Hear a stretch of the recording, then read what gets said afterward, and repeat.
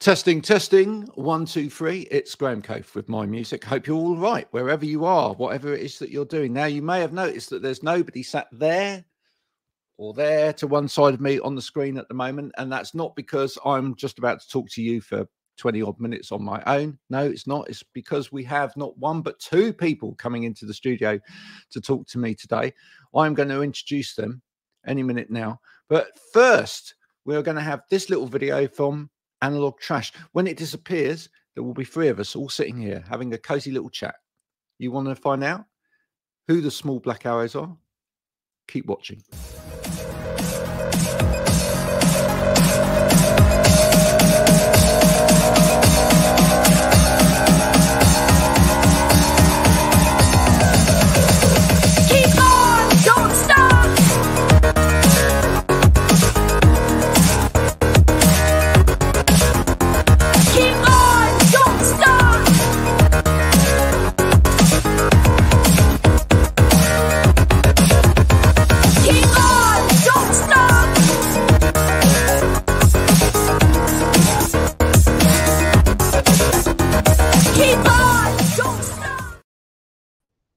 Jimmy, Luke, thanks for gracing this wonderful palace of pinkness on this wonderful day to talk to me about the small black arrows. Not the large ones, the small ones. Tiny. Tiny. That's it. Yeah. We didn't want to kind of, set ourselves up for a fall, did we? And, no, absolutely not. Now, Jimmy, just before we came on, you were getting your guitar in tune, etc., sir. Does that mean we're going to get a little widdly from you today? I was just double checking my mic was working at my end. Oh, I see. And that's how guitarists do it. Yeah. Not allowed to speak normally or sing. Well, you have a gagging order on you from the rest of the band. Is that? That's the way. Yeah, that's the way it happens. 18 months, I think I've not spoken. So there we go. You're quite quiet, sir. Where's your microphone? Is it? I told you, well, it didn't work, did it? So. Oh, it didn't work. Yeah. Do I need to shout a bit? Am I okay? No, you'll be all right. You'll be all right. If you can't hear Jimmy, it's because he's a guitarist. And it's in the contract. It's in the contract. It's a bit like drummers. Just speak to me. Where you have to bash the instructions into them and all of that. Tell us, small black arrows. Where does the name come from anyway? Do you know what? I cannot remember now. I love that. I can't actually remember now. We were trialing some stuff. It was a long time ago. We were just messing around with what do we call ourselves? Do we call ourselves just Jimmy and Luke or Luke and Jimmy or what have you? And we were just chucking names at each other and just that hurts, doesn't it? Yeah, exactly. It can do. That's why we chose small black arrow, so it wasn't big impact. But we were just messing around with some things, and small black arrows was in the mix, and it was something that we both kind of agreed on. Yeah, it works, doesn't it? Sorry, Luke, if I remember correctly, was it from a diagram of? It was supposed to be a nervous system. Biology books. Is it really? Yeah, and it was the diagram that said, something about the small black arrows, and I was just like, we were trying to be really clever and kind of, call ourselves something like, the bulbs of vestibule or something like that, some kind of. There's always this issue that if you think you found a good one, you've got to Google it, and somebody's had it. I think we had a really good one, and there was a small band in the US who already had it, and I hadn't heard of them. I don't think they did anything with it even, but it's really difficult to come up with something unique these days. That's it. In the same way that people seem to want to take each other to court these days about whether you've written an original song. Oh, don't. Yeah, it's crazy. It is crazy. I mean, when someone's ripped someone off, and when someone's I don't know, paying homage to something or being inspired by something. And I think a lot of it isn't the actual bands, though. I think it's the money behind them wanting to make sure that they're the only people that get a piece of the pie, essentially. And the musicians don't care. You're into a situation now as well where people are inheriting this work. So even if the original artist was cool with it, and they knew the bands and maybe they ripped off each other a little bit or riffed on each other's ideas, that's been inherited by an estate now. Yeah. And the estate want the money, you know, and they can maybe prove the case even though the parents weren't bothered. Yeah. Well, of course, because if you can, for the rest of your life, do nothing and earn money, Yeah, absolutely. Let's face it, you know, that's just human nature, isn't it? It's just greed at the end of it's the day. easy for us to talk about it now as well. You never know in, like, you know, 20 years time or something when we want a piece of that pie. Yeah. We don't want to pay taxes, and you know, we'll be writing songs about, you know, whinging about how much tax we got to pay. Yeah, maybe you'd be there. You'd be like, you know, that young whippersnapper of a band, you know, he took our multi-platinum hit. Yeah, how dare they? The Small Black Arrows multi-platinum hit, and they took that 20 seconds out of it and they've made it into something else. I don't like it. Isn't it? Yeah, I mean, if you get lucky, it's great. I think, you know, if someone takes your thing and take a little riff, and then you end up with this tune 20 years later, and they phone you up and go, "Oh, we owe you this money," and you go, "Great." You know, what do you know? What I was going to say that. Do you know? From my point of view, being copied is the greatest form of flattery. Absolutely. You know, you're doing something right, aren't you? Exactly. If someone thinks that something I've done is actually worth copying, I love it. I love it on social media when someone like copies a whole post of mine and then puts it out again, and I'm like, that's brilliant. Yeah. I normally link my post to it. Yeah. Absolutely. It's a fantastic person put out this morning. It's brilliant. It's a bit like this one I did last week. The one that I did. Yeah. Now you can compare and contrast. I guess it's a great thing for online content, isn't it? You know, original content, and you can just easily rip it, go again with on your site or whatever you call it, you know, with your ID on it and all that sort of thing. There was a whole musical, you know, if you think of like hip hop and all of the kind of the garage and then if you look back at sort of New York garage beforehand and think, everything was made from just and folk music as well. I mean, it's just the tradition of music. So the idea that you can kind of own anything and it hasn't been done before is crazy. Beethoven, unfortunately, isn't around to sort of say, "Hey, give me back my melodies." No, but we've all, you know, everything is something else. Nothing is really truly original.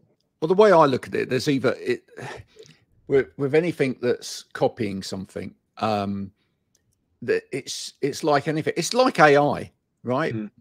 Yeah, there's either laziness inherent in terms of the creative process there, or there's creativity.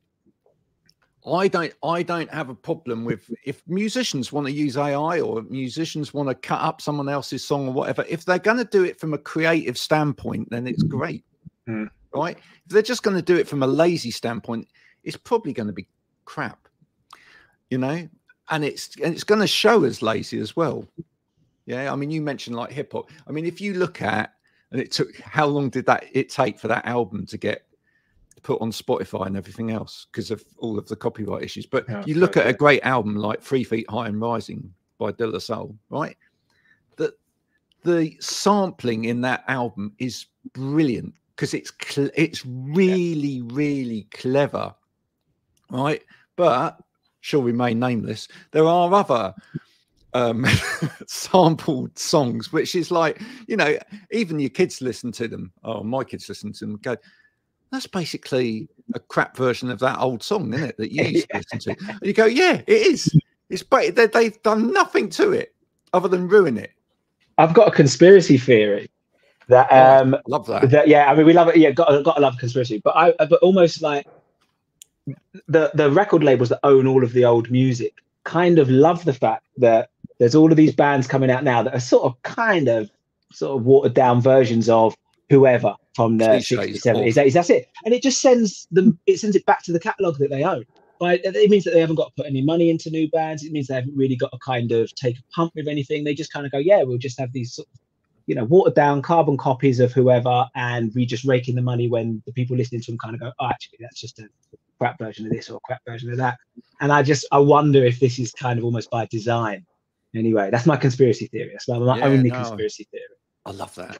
I love all conspiracy theories. Now, listen, we should talk about your music. The British Museum. Talking of AI. Talking of AI. Yeah. But I was going to say, the British Museum, though, other stately establishments are available.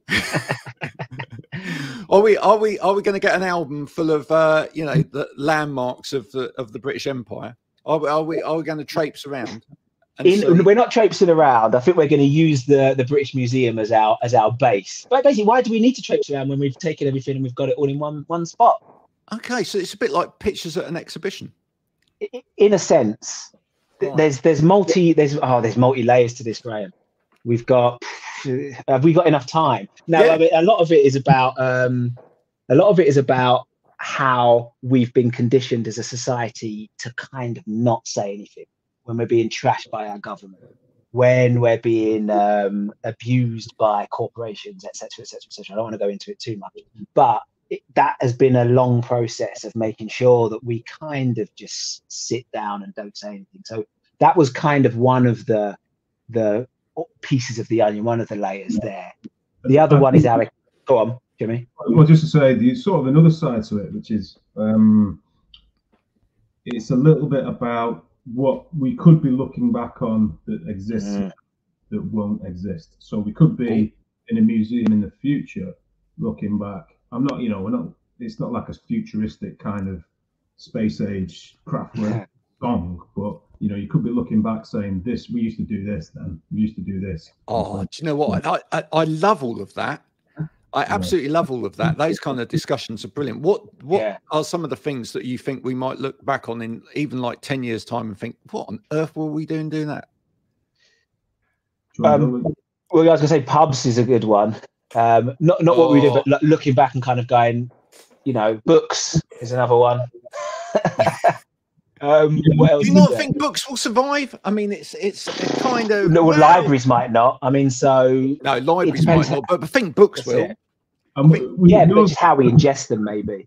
We allude to even objects, really, because with streaming and all that kind of, what do you buy a kid for Christmas? Almost, it's almost like a download. You don't almost buy an object, and there's a little bit of an illusion towards that. So there's the element of not saying anything about what's going on and kind of looking at the British Museum as a bit of a symbol of ignoring things, i.e. what's there and why is it there, and also what we got now that may well just disappear.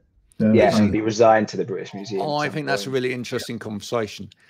I actually do another podcast. We've just started another podcast called AI Unboxed, which you might find really interesting, actually, because we're trying to use different bits of AI and we try and break them. Amazing. We've kind of got a concept like that running through the album. So we've kind of got a tour guide in a way, which is a corrupted sort of AI, a hacker that's hacked the British Museum's app and is kind of dropping little hints of truth. And as we go along, it's something else that sort of runs through the album. As well. So there's kind of a lot going on. There's a lot to take on board. And I think it's sort of, you listen to it a few times, you're not going to get bored of it. You're going to pick up new stuff each time We initially thought of these bits because we like the idea, because one of the things that almost did disappear was listening to a whole album. Now, I'm not saying you have to do it on vinyl, but we're bringing out vinyl, and sort of an element of, in the old days, you'd probably listen to at least one side, before putting something else on. So we thought we'd do these sort of musical interludes in between more conventional tracks. So if you won't hear any of these on the radio or anything like that, they're going to be on the vinyl, and I think they'll eventually be on digital, because they're not. You wouldn't want them cropping up on a Spotify playlist because they're a bit weird. It's not that sort of thing. Well, that's kind of part of the seeds of why we did it, and then it developed there. You see, I think that whilst you're right in a way, that I think that various things are disappearing as we sort of push towards the future. I think human beings fundamentally fight against that as well. And I always think that's the light at the end of the tunnel. I always think that's the hope, which is that as much as we try and use sort of technology and modern life and whatever to get rid of things, we always want to gravitate back towards something tangible because we're humans. Absolutely. So I agree with that as well. hence vinyl not going, you know. It's not going. It's actually got a resurgence. Yeah. And even CDs, and people want to own something instead of a subscription, and you know. So. Yeah, it's interesting. I actually did a poll about it early in the week on one social media platform, and I asked people about what they collect, you know. And it really splits people now, because there's a whole wave of people out there who now won't collect anything because they don't need to collect anything. If that makes sense. They don't. They can literally go, oh, well, actually, I can just digitalize everything. I don't have to have photographs. They go up into the cloud. I don't have to have records. So because I can just listen to it digitally. I can access films when I want, so I don't need DVD. I can get rid of what they would term clutter, right? But for me, he said, sat around in a room full of this stuff. I can just clutter just everywhere. Yeah. Look at all that clutter up there. But for me, the opposite side of that is it's only half the thing for a start, which is that you know, if I listen to that album on a digital platform, I can't read the inspiration behind it. I can't read the words. I can't see the art that someone's put into it beyond that. But the other thing as well is that what happens if it disappears? Right. That's it. And it's really interesting point in case, which was that last year I wanted to get hold of an album from when I was growing up. It was actually a band that became incredibly unloved very quickly at one point because of poor old Margaret Thatcher, bless her soul. I say it like that. You know, it's tinged with a hint of soul. But she said that they were her favorite band at one point, as a bit of a political stance thing, I think, right? And it just killed them. To death, which was a shame because they were a brilliant band. There's a band called the Thrashing Doves, for anyone that remembers the Thrashing Doves, and they had this album and it was fantastic, and there were some great songs on it like Matchstick Flotilla and stuff like that. And I wanted to get hold of it. You cannot listen to that on a digital platform. It doesn't exist on a digital platform, right? So if you get hold of a CD copy of it or a vinyl copy of it, that is it. That is the only way you're going to listen to it. Right? I think it's quite important that preservation, because also there's the element that, you know, all you have to do, you know, in the old days, if you needed to buy records, to listen to records or borrow records or whatever, and then acquire, that's how you got your taste. But if you get a Spotify account, you've got everything. Not quite everything, as we just ascertained, but you've got access to so much, and you don't really need to think about it, work for it, you get a playlist, all that stuff. And so there's that element of finding out for yourself goes as well, you know. There's no sort of work attached or finding the people. And I met cool people through that. You know, you're into the same bands, you go to these record shops or whatever, and it's a part of your life as opposed to just press a button and hey, press. Also, how many bands did you like? You weren't into, or how many songs took 5, 6, 7, 8, 9, 10 listens, and suddenly like that's your favorite song on the album, and it's like you at first listen you just kind of disregarded it. And it's so that obviously won't happen anymore. People listen to it, move on to the next one. That is the big problem. Yeah.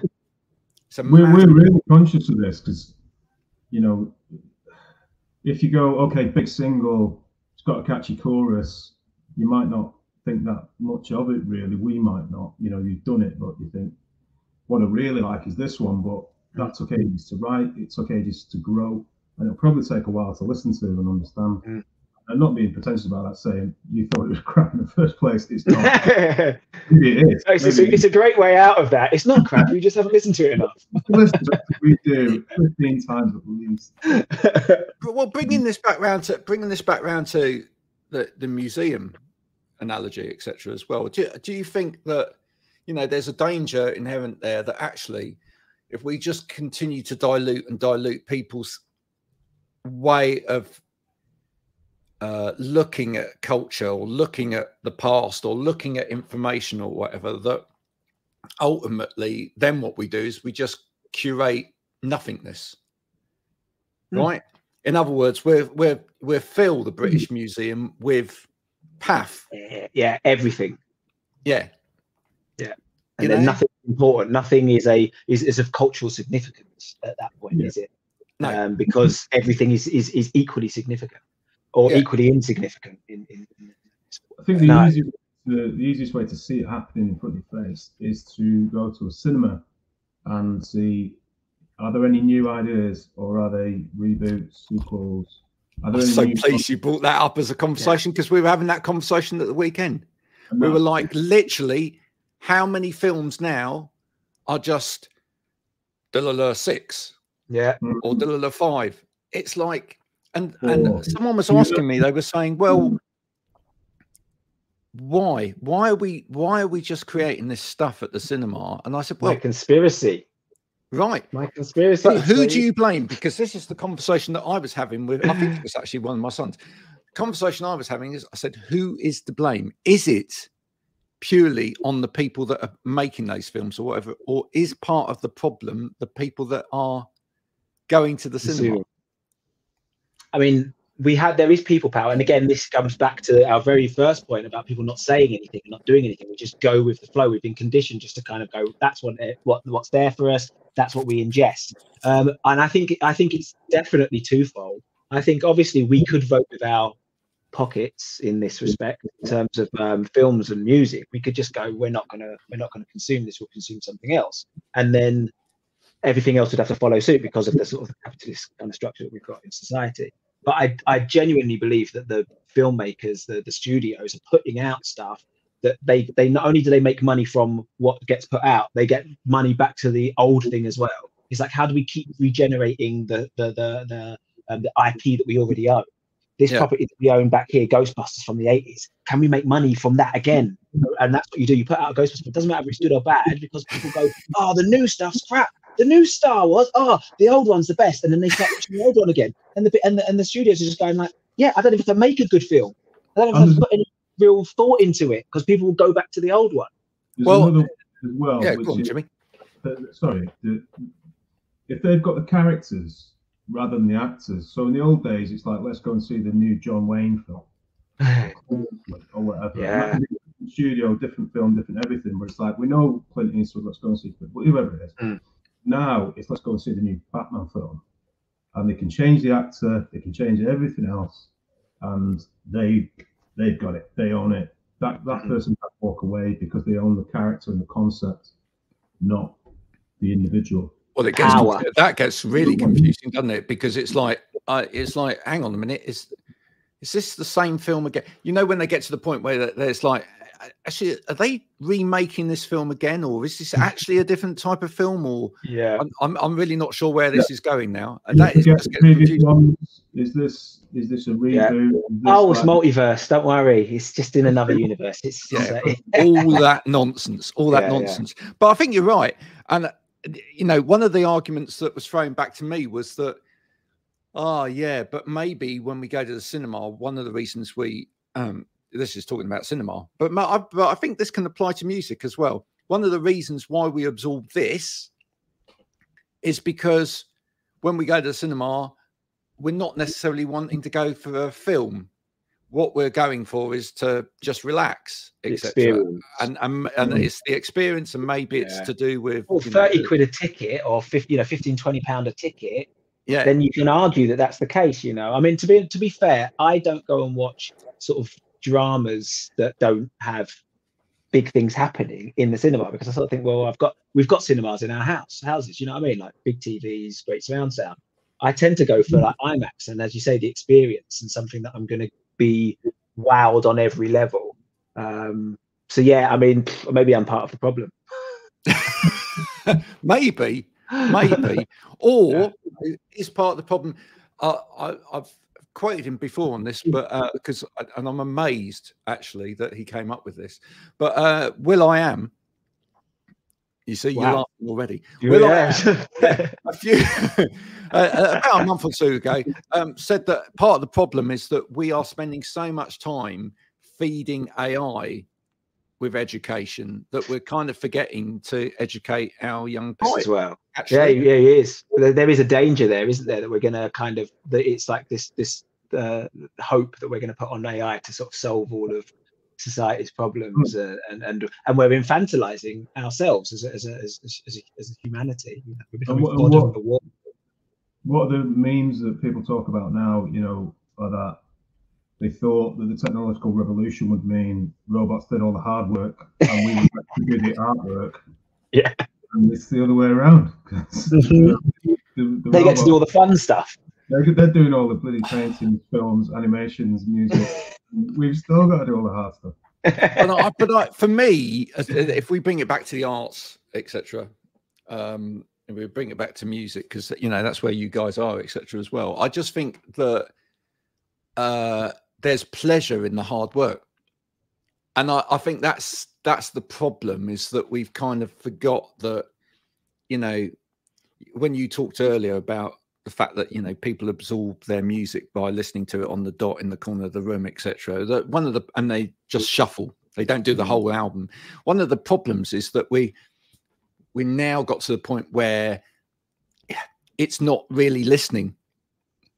It's just hearing, right? Songs are there. They're kind of like in the background. It's just like, you know, it's music. It's not music. It's just, I can just like take it or leave it.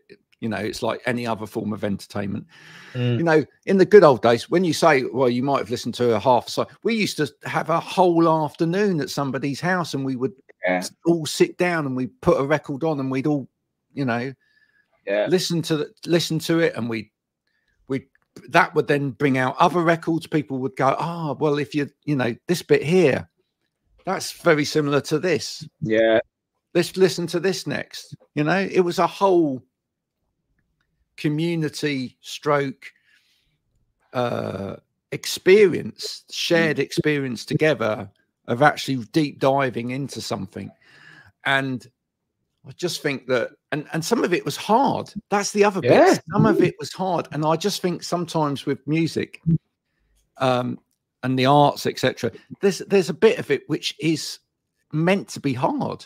Oh, it's meant to be challenging. Absolutely. Yeah, it's meant to actually challenge up here. And go, oh gosh, I've never heard anything like that before. Well, think of Miles Davis or whatever. Can you imagine like first listening to that? And just been like, you know, but you've got to work with it. You've got to kind of spend time with it. You've got to kind of understand what politically and socially where he was coming from at the time and what he was trying to say through the music. And we have, well, I say we've lost that. I mean, that's what we've tried to do with our album.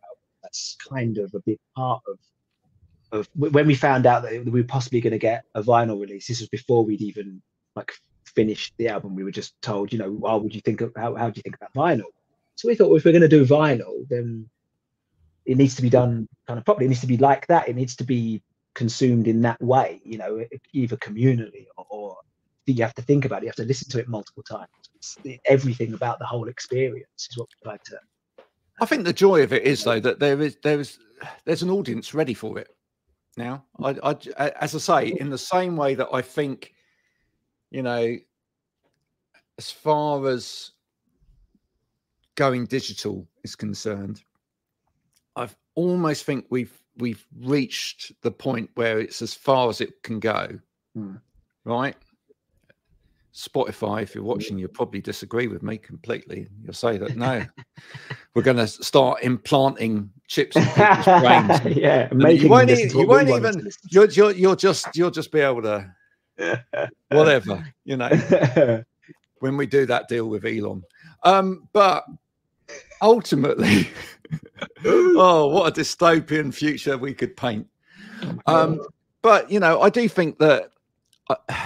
And I am seeing it more at the moment. I do think that a lot of young people are trying to bring it back. I think a lot of people are trying to bring it back. I think they're trying to bring back sort of like, no, record day at shops is important. We should get back to actually buying vinyl tapes, even whatever again. It's okay if it's a bit messy. It's okay if it's not perfect. It's okay if if it's difficult. And actually, there's quite a lot of pleasure in all of that. And as humans, we really need all of that. And for every song that's kind of mass produced based on an algorithm of like that should work because etc., there is somebody else producing something which is like, oh my, causing someone a problem. Oh, I can't put that in the genre pool of this. Yeah, I don't know. Yeah. I don't actually know where that sits. Yeah, good. Glad you don't. Exactly. And that's where and that and I love platforms like Bandcamp, for example, which kind of sit in that space where, yes, it's all online, it's digital, it's all of this, but there's curation there from people that actually love music. There's curation there from real people as well, saying, actually, if you like that, you probably have a listen to this. It's a bit like, it's going back to those days of shared listening experience,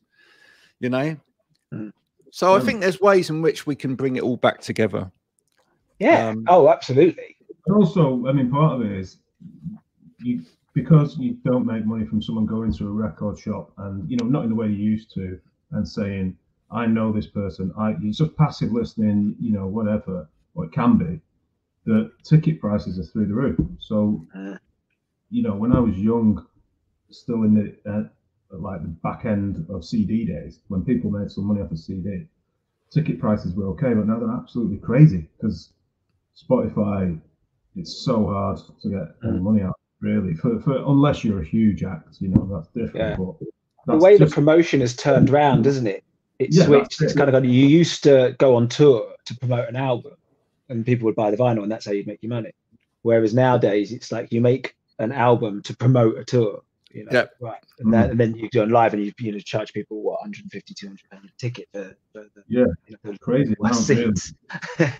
But then even that's reached a kind of tipping point and a danger point as well. Well, it has, in as much as you know, though, I think towards the end of last year there was a campaign started by some guys because to say the promoters behind all of the big ticket events, that money needs to come down to support the smaller venues.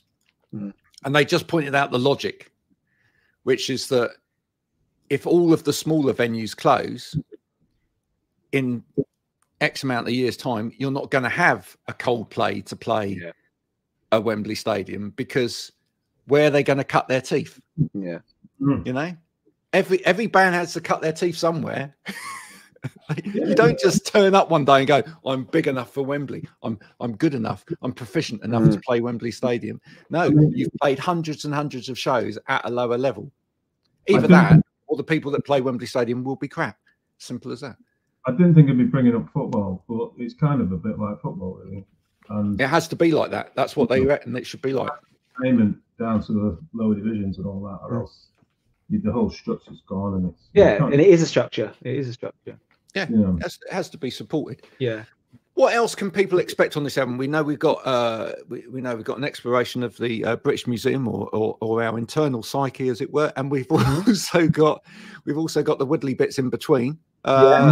What else? A bit of a narrative, as we mentioned, from the tour guide. I suppose I use that loosely.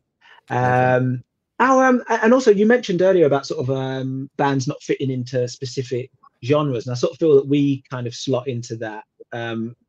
Most of our songs, you might not say, you could listen to one and there's definitely a Small Black Arrows vibe, but in terms of if you were just to kind of say what genre is this and what genre is that, I mean, it's really fluid with our stuff. So kind of even the songs themselves could be seen as exhibits in one way of as you say, very different influences, so of times gone by and maybe things in the future as well. So there's even that aspect to it.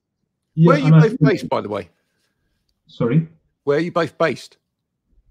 I'm in Manchester. Right, And I'm in Wales. Right, Okay. Yeah, but I'm from. I know exactly. I'm from Essex.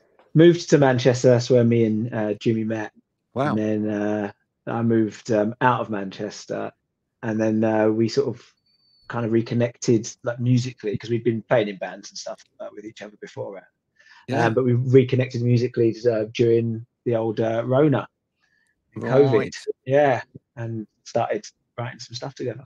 Nice. I really think what you need to do in when's the album out, by the way? End of May. End of May. Fingers crossed. Yeah. I think it's 31st. Cool. And the album's called The British Museum. The British Museum as well. Exactly. So I think what you need to do as the album launches, you need to go to the British Museum, right? And you need to encourage people to go along with little Walkmans on, and you should issue them the album on tapes, and you won't be able to hear it. And listen to it. Yeah, no one will hear it, but you could just film people walking around. You should get permission. Film people going around the British Museum listening to your album. Absolutely. Yeah. We Like we shot our video there. But yeah, we did a bit of guerrilla filming. I was in London a while back working, and I was just like, why don't I just go to the museum and shoot something, that we can just kind of put online or some sort of little promo. Ended up shooting a whole bloody video there. So that we kind of, I kept thinking gonna get chucked out in a minute. To be honest, there were so many influencers out there in the wild. I don't think anyone noticed it. I think I just fit right in. I wasn't sure if that was a good or a bad thing, to be honest. I mean, I think that is amazing. That's a sign of what we're talking about anyway, isn't it? Yeah, exactly. Just in a window of your screen, which is, sort of one of the lyrics, you're like, that didn't even matter. No, I know some guy dancing and walking around the British Museum singing his own song, and no one took a blind bit of note. Isn't that weird? Isn't it crazy? Yeah. Wonder what yeah. Why is that? Why? It's mad, isn't it? I was so nervous as well. I was thinking like, people are going to see, people are going to all this kind of stuff, but it's just no one cared a job. Everyone was doing it themselves. It's nuts. Yeah, they just thought he's nuts. I think they'd have been like, if I hadn't have done it, I think people would have thought I was nuts. If I hadn't have been doing that, I think I just fit right in with whatever society is right now. Just people kind of, as you say, just doing that. Yeah. Well, but that runs through the album lyrically as well. Just how much time we sort of spend on our phones and what we're doing. There's so many. It's strange just to kind of when you re-listen to it and kind of okay, there's like that little thing running through just this revolution, strange world where we don't take a blind bit of notice what's going on the outside. It's just ourselves and this screen. It's bizarre. Yeah, I think it is also enjoyable musically. It's not just totally out there. Like you can listen to it without really understanding it, and it still sound good musically. Is the plan? There are still motifs and choruses and things that happen in some conventional songs, or some of the songs are like that. So it's not like listening to the more esoteric sort of Captain Beefheart records, which you can hardly follow in that way. Oh no, don't get us wrong. For anyone that hasn't listened to any of it so far, it's beautiful. I mean the singing is tremendously beautiful. So thank you very much. So I think it's not unapproachable stuff, but I think there's substance there, isn't there? Well, that's the important thing. Yeah, that's what we're hoping for. I mean, we'll let other people be the judge of that, but but yeah, that's kind of what we were hoping for. So yeah. Do apologise for the dog suddenly going off into a blind panic. He's discovered that Spotify haven't got his favourite song, so he's quite upset now. It's been discontinued. Woof woof woof woof. That famous song by the Backstreet Dogs has been discontinued on Spotify as of this afternoon. That's really upset him. Well, thank you so much for coming and talking to me today, and sharing shining a bit of light on your music and the sort of themes that run through it as well. I'm sure now people having heard from you will now want to go and explore it for themselves. So you know, stay tuned. If you haven't connected with Small Black Arrows on the socials, please do. Is there a best place for people to connect with you? Is there somewhere where you talk most to them, or do you just try and ignore people as much as possible? Yeah, I mean, on the online world, as you may know, judging by this conversation, we have very little understanding. We're Luddites of the online space, but you can connect with us on all of the sort of platforms. I mean, if you can get yourself on X, and if you can, you know, if that's not too mentally harrowing for you, then we're on Twitter. We're on Instagram. Even set up a TikTok for some of our younger followers. No idea how that's going. or if it's going, who knows? We'll see. Well, that's Facebook as well. We got that's fantastic. That's fantastic. If you're following on the TikTok, do let them know. Yeah, I have we no always try and chat back, but yeah, we have no idea. None of us have any idea how TikTok works. But it can be quite fun. Yeah, exactly. And we don't take ourselves too seriously outside of the music. You know, we take the music seriously, but outside we're up for a bit of I'll have to connect with you on the old TikTok. Do it. I mean, I think my most popular thing on there so far is me taking the piss out of Bob Dylan. Perfect. I've got no Scooby-Doo's why that's been the most popular thing or whatever, but it's or me playing guitar really badly. But I mean, it's just one of those things, you know. Maybe that's the way to go. Jimmy, play guitar on there a lot. Just play little bits. There you go. People love it. Yeah, they do. They just like either that or sell toilet roll cheap. I don't get that, but you know, all of those things when you're scrolling through, it's like, oh, 1,000,000 rolls of toilet roll at such and such price. It's like, I don't need that much toilet roll. Maybe we'll do some Small Black Arrows kind of you know, a toilet line or something like that, toilet paper with, you know. I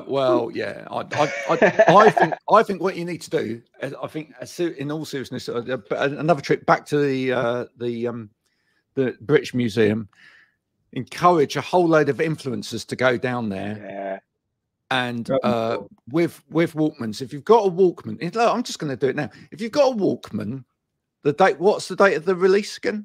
Single is 31st. Oh, singles on is tomorrow. Right. Singles are April the 5th. Yeah, I say tomorrow. It might not be tomorrow now. Singles out. Who knows? You can use any of them. keep an eye on the Small Black Arrows social medias. At some point, they may make a return visit to the British Museum. If you're an influencer, you need to get down there on that date, right? And you will be given a copy of the album on a cassette to listen to, and you can film yourself going around the British Museum, so they don't get in trouble. You might, and just put it out there on your TikTok and whatever. It's brilliant. If we get 100 people TikToking from the British Museum listening to the album, it'd be marvelous. We love that. Yeah, absolutely. That would be brilliant. It might, and while you're there, if you're going around the British Museum, if it's the first time you've ever been to a museum in your life, let us know how the cultural experience was for you.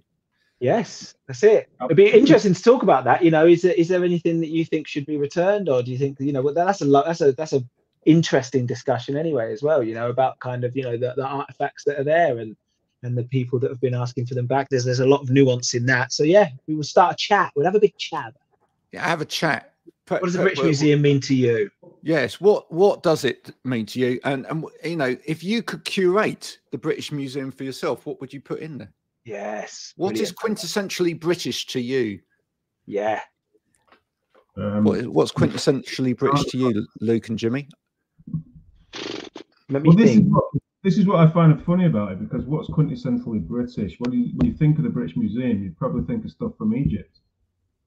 And that, yeah, right. Do you know what I mean? Absolutely. So, like, quintessentially British tea. Tikka masala. Where's that from? yeah. Tea from. That's it. So, you know, it's a big thing, isn't it? It's a big idea. Yeah. It's a big idea. I don't think we know what's quintessential. Do you know what? If I could put one thing in the British Museum, which would be quintessentially British, you know what it would be? Go on. Bad weather. And being from Wales and Manchester, oh my word, it's the worst of bad weather. I think a picture of, I don't know whether you remember him, but the old weatherman Michael Fish. Oh, Michael Fish, yeah, stacking it into the thingy. Michael Fish standing like that in front of an old weatherboard. That's what should be in the British Museum. That should be on the pin lapel of the British Museum. That is quintessentially British, with rain everywhere across the country. Yeah, AI sort of recreation of Michael Fish to sort of take you around. And, yes, a hologram of Michael Fish going around and going, it's going to rain today, folks. Oh, there's a warm front coming in from here. Yeah, we could have him falling into the what's it called? Didn't that happen at some point? He was on a map of yes, and he fell into the yes, that's right. Good Morning Britain, and he kind of see marvelous. That's quintessentially British as well. Listen, it's been an absolute pleasure having you both on. Pleasure's been all ours. Thank you so much. Thank you so much for the chat. Folks, go and check out the Small Black Arrows if you want to do it. It's great. If you've enjoyed this today, this has been my music. I hope you have enjoyed it. If you haven't enjoyed it, you can put it in the digital dustbin alongside all of the other rubbish that you partake in. If you've liked it, please do share, like, press the buttons and all of that stuff. We don't know how it works, but doing it helps apparently. So there we go. Until next time, this has been Graham and Small Black Arrows.